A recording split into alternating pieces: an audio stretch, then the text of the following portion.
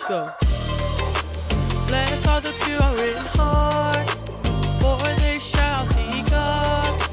Come on now and check your heart. Blessed are the pure in heart, for they shall see God. Come on now and check your hearts. Let's check our hearts, everybody, to see if it's pleasing or holy, full of righteousness or lovely. Yeah, yeah.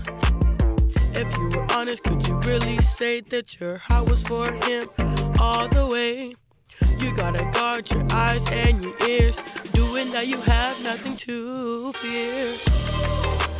Blessed are the pure in heart, for they shall see God. Come on now and check your heart. Blessed are the pure in heart, for they shall see God. Come on now and check your hearts. Hey, hey, heart check, heart check.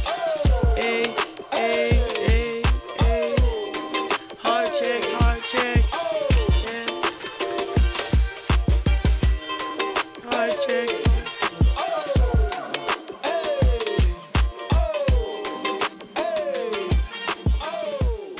We have a new series this month called Heart Check.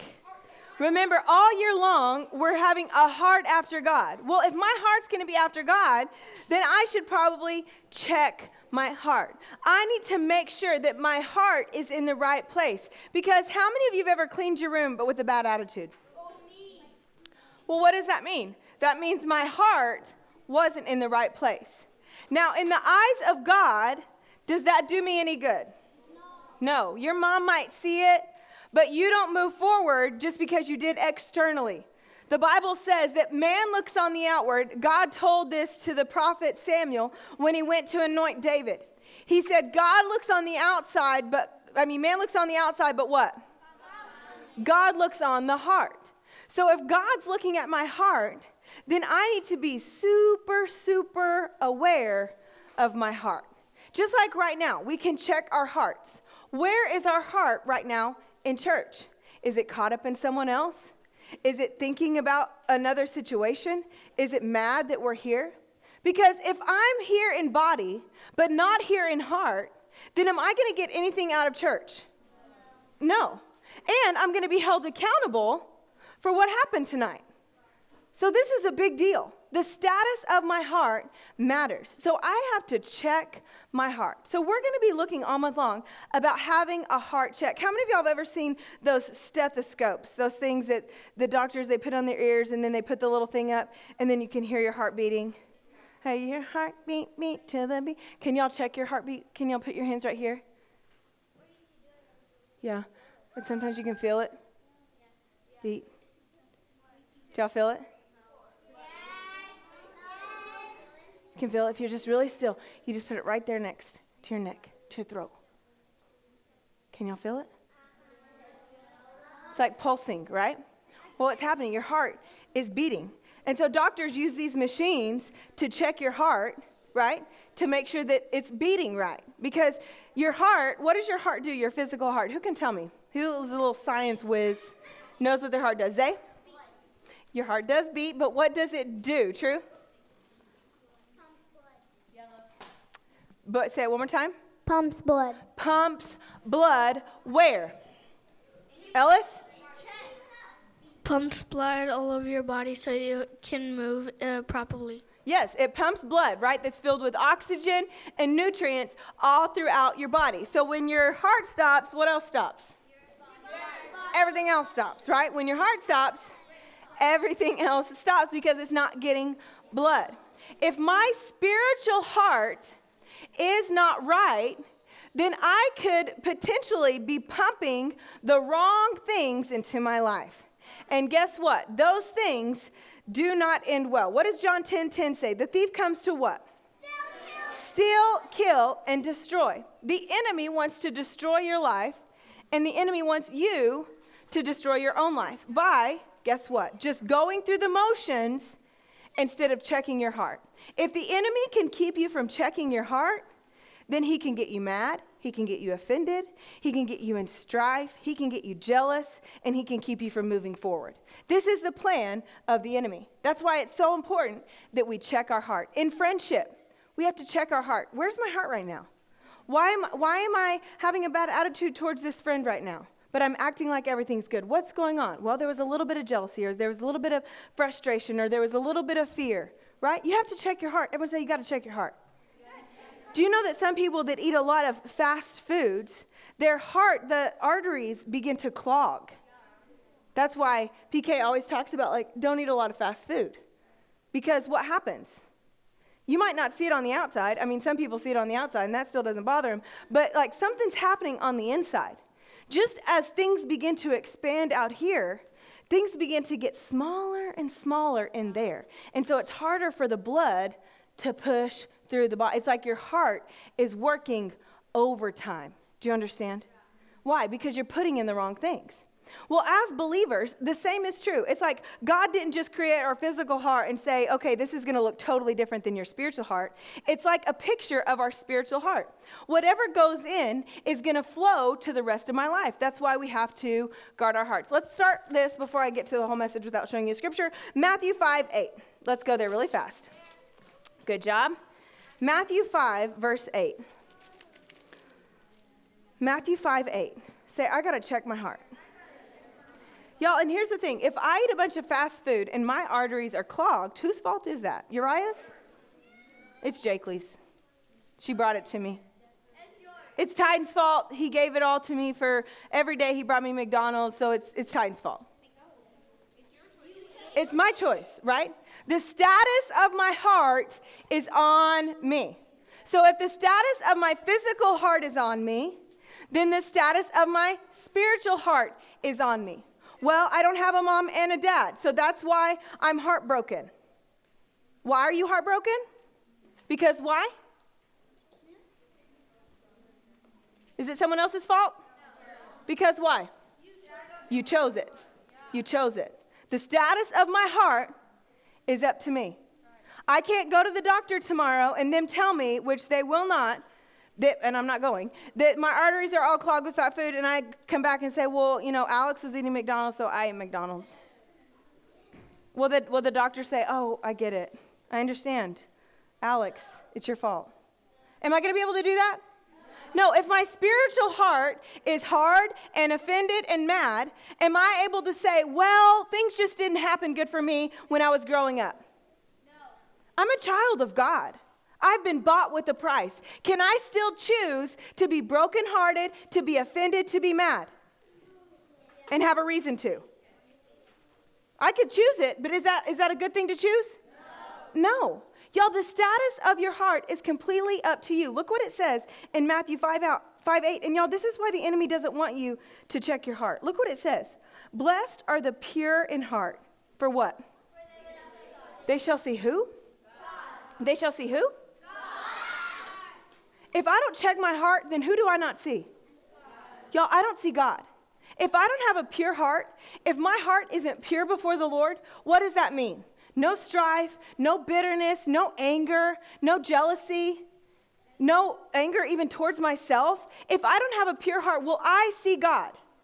No. Just like if I don't eat the right foods, my arteries become clogged, am I going to see a long life? Why do people have heart attacks and stuff? They eat the wrong food, right? And so when their heart goes to pump and pump, like it can't pump. Their heart becomes weaker and weaker and weaker, and so it's not able to plump. Hey, like lips. Some people plump their lips. It's not able to pump the blood through the body. And so the body begins to shut down. Do you know that our lives, if we don't have a pure heart, we do not see God, and we begin to shut down. We don't want to do that. We don't want to shut down.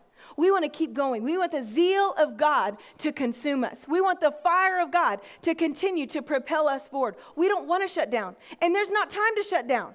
Do you know what I mean? Have you ever been on a trip and it's like you were expecting to get to Lubbock at a certain time because you got the main event, you got the trampoline park, you got this, you got that, you got the other. Do you have time to just stop at every gas station and for your car to stall out? If your car's stalling out the whole time, then are you going to get to do all those fun things?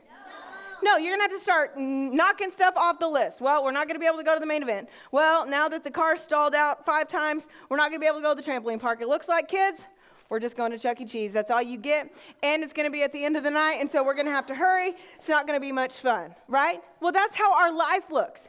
If I don't check my heart, then I just like stall through life. How many of you have ever been in a car where it was stalling? It like wouldn't start. It's like, it just will not go, right? Well, we go through life like that if we don't check our heart. We're going and then stopping and then going and then stopping. Do you get anywhere that way? No. Y'all, we're called to go places. We're called to do things. We're called to make an impact. So I have to check my heart. Look what else the Bible says in Proverbs 4:23. So if I don't have a pure heart, I don't see God. If I don't see God, then what does my day look like? A big mess. Y'all, if you don't see God every day, your day will be a big mess. Well, I didn't see God today and my day wasn't a mess. You'll be able to tell tomorrow. Yeah. Or the next day, or the next day. Eventually, what does the enemy do? He'll pull the rug out from under you.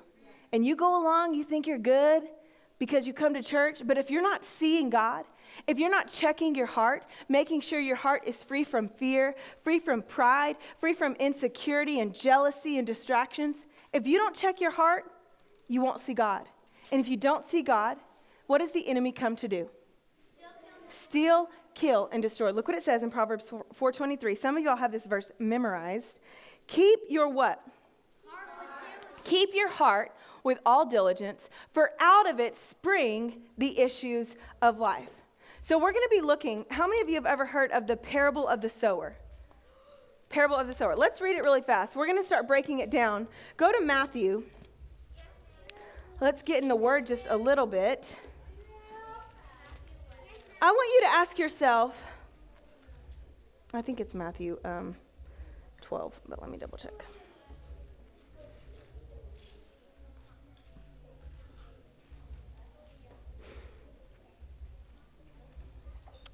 Do, 13.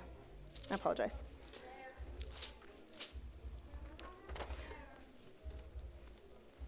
How many of you can think right now, like just do a heart check? You know, just like you just kind of like could feel your heart beating.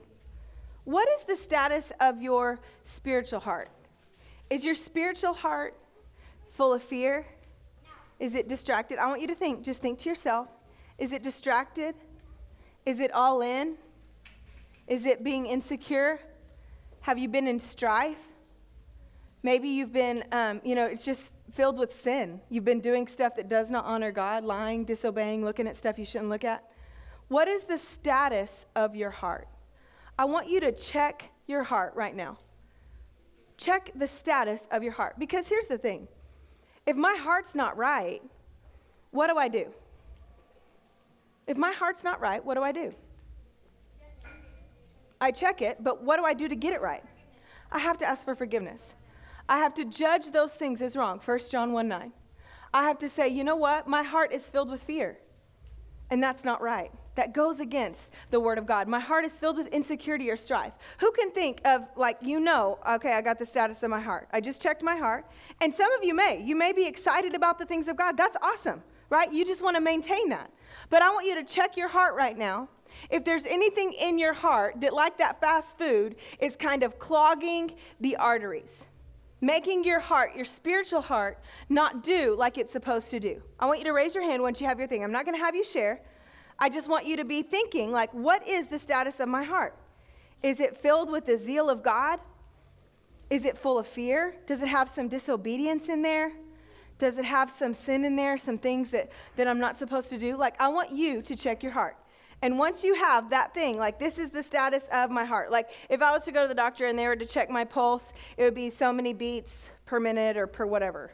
How many of y'all have ever done that thing at Walmart? I don't even know if they have it anymore. Where you put your arm in, and they don't. That was so fun back in the day. You just put it, I don't even know what the numbers were, but it squeezes it really hard, and then you're like, ah, and then it releases it, and you're like, this is awesome. And it's like checking your heartbeat or whatever, I guess. Is it checking your heartbeat? Does anybody know? Is that what it's doing? Your blood pressure. Oh, no. Anyways. But you check your heart. How much is your heart supposed to be? Alex, do you know? You're like going to school. 60 to 100 beats per minute. Because your heart beats 100,000 times a day. That's a lot of beats. That's a lot of math. But 60 to 100 beats. So what's like healthy? Is 60 to 100? Like 70. Okay, about 70, right? So this is how many times my heart should beat. So if a doctor went, then they would say, okay, your heart rate is like 70 over whatever. Like, it's good. You're doing good. It's beating 70 times this minute. Good job. Well, if God was to look at my spiritual heart, what would he see? Hey, this is a little bit low. You kind of got a little bit of this, and it's clogging the pipes. You're not really able to see me because of this. Does everyone have that one thing that whenever you check your heart, this is the status of your heart? And it could be good. Y'all, I'm not saying that we're all like, oh, we're all just broken and heartbroken. No, I'm not saying that. I'm just saying we just have to be aware and address these things like every single day. Like if I eat fast food today, does it just not affect my heart at all? No. It's still going to affect my heart. Do you understand? So we have to check our heart every single day, our spiritual heart. Okay, I've got like 4 hands. Does everyone have the status of their heart? If the Spirit of God was to open up your spiritual heart tonight, what would he see? What would he see? Would he see fear? Would he see sin? Would he see lies? Would he see disobedience? What is the status of your heart? Would he see strife? Would he see you shaming your own body? Yikes. Guys, we have to check our heart. We want our heart to be pure before the Father. All right, look what it says in Matthew. Let's read this. We're going to break it down over the next couple weeks. Verse 1. Same day Jesus went out of the house and sat by the seaside. Great multitudes were gathered together unto him, so that he went into a ship and sat, and the whole multitude stood on the shore. And he spoke many things unto them in parables. He said this, Behold, a sower went forth to sow. What is being sowed in my spiritual heart? What is being sowed in my spiritual heart? The word, right? I want the word to be sown. Well, what else is sown in my heart? Disney Channel, Netflix, it's all being sown, right? Just like the same mouth I eat broccoli with. Ooh, I do not eat broccoli. When foods make me fart, I don't eat them. And broccoli makes me, does broccoli make y'all fart? It's like nasty farts. It's like, dear God, what's going on? That and cauliflower, I'm out. I don't care how healthy it is. I'm not doing no keto cauliflower crust pizza. No. No, Trin. Anybody else have some nasty foods? But the same, but that's healthy, right? Let's do grapes. Ooh, I really like grapes. Grapes, raspberries, blueberries, strawberries, kiwi. I like green beans. Green beans are good. I can do green beans. So the same mouth, listen, the same mouth that I eat those good foods with, do I get a different mouth to eat the French fries with? I'll be tearing me up some French fries too. But it's just a potato. It's kind of like a vegetable. It's a potato. That's where I go in my mind. And don't tell me otherwise, okay? I'll change when I'm ready. French fry, right, this is the same. I don't get a separate mouth. I don't get a separate body. I can't I can't compartmentalize my life. Like I'm one body. How many mouths do y'all have? Really? Because sometimes it sounds like y'all have like 5 mouths. Can y'all ever be like super loud? And like you just talk, and it's like, oh my gosh. Like you're talking so much, it's like you have a million mouths. But you only have one. You only have one mouth. You only have one mouth, right? You only have one stomach. The large intestine, small intestine, whatever. One stomach. Do you understand? How many hearts do you have? You have one heart. When I eat grapes and blueberries, where's it going? Jake Lee, it's going in my stomach. Oh, we have the same shoes. We're twins. It goes in my stomach. Whenever I eat French fries and a big old fat, Chick-fil-A spicy chicken deluxe sandwich with the waffle fries. And the sweet tea. And sometimes afterwards, Marble slab chocolate shake. Oh, Lord. Lord. Where does that go? In that same stomach. Do you understand? I can't separate. When I read the Bible, where's it going? No. Close. It's going in my heart, right? It's going to my heart. It's going to my heart. When I watch some trash show, where's it going? To my heart. So I got to check my heart. That's why it's so important. If a trash show comes on and you know it's like, oh, this is not right, you don't let it get in your heart. Do you understand? Just like you wouldn't like put a bug, if someone delivered a pizza to you, Major, and it was like, oh, it looks so good, and it was all like kind of greasy, and the pepperonis were like crispy on the outside, and you had like the best banginest ranch to dip it in, and it was like hot, and you open it up, and it's like you got a pizza steam on your face, and so you're going to grab a piece, and there's a roach. Are you going to eat that pizza? Heck no. I don't even want to, like people in my family, older people, like if there's mold on the cheese, like these are old white people, like just cut off the mold. And I'm like, I'm sorry, but the whole cheese was in there with the mold. You know what I mean? Like you might not be able to, just cut off the mold and eat the rest will be fine. Heck no. Like, just like that roach. What if that roach crawled all over, licked and took little roach turds all over? Would you eat that? No, you would reject it, right? Why? Because that's disgusting. Well, spiritually, we have to do the same thing. I have to keep my heart pure. Because if I accept into my heart strife, if I accept offense, if I accept perversion, if I accept covetousness, if I accept that, then guess what? I got to deal with it. Just like if I were to just eat that roach, then what's going to happen? I'm going to get sick. I'm going to have to deal with it. My grandpa used to say whenever we'd eat watermelons, if you eat the watermelon seed, swallow the watermelon seed, you grow a watermelon in your stomach. Did anyone else ever tell y'all that? Why'd they tell you that?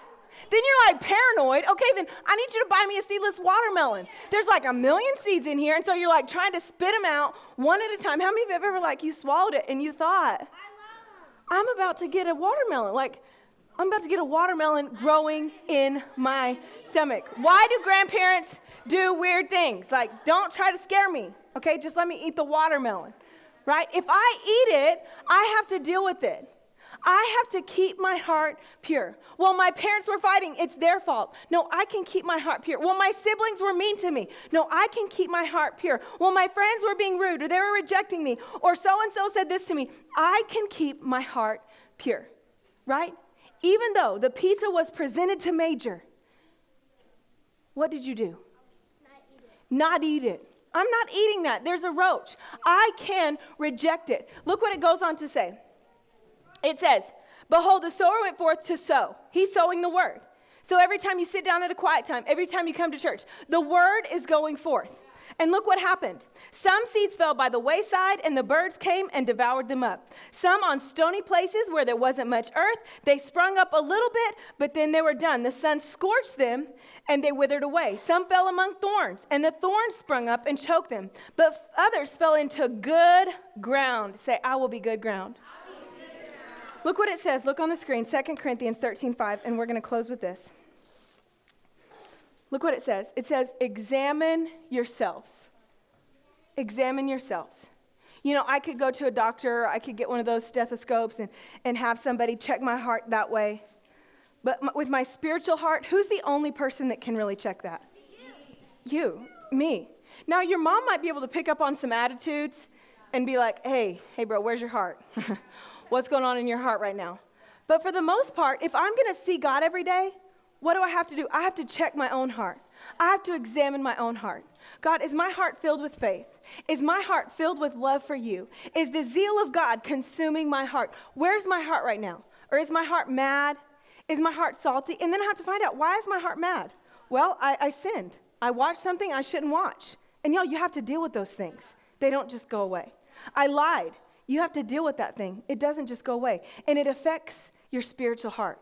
And if my spiritual heart isn't pumping the life of God through my days, then do I move forward? No, it's like that trip to Lubbock. I stall through life. I go a little bit and then I stop. I go a little bit and then I stop. I go a little bit and then I stop. And I never get to where I'm supposed to go. And what happens to most people is they do that go stop so many times, eventually they just get tired and give it all up and walk away from the things of God altogether. Say, that won't be me. Well, how do I avoid that? I have to check my heart. I want to have a pure heart.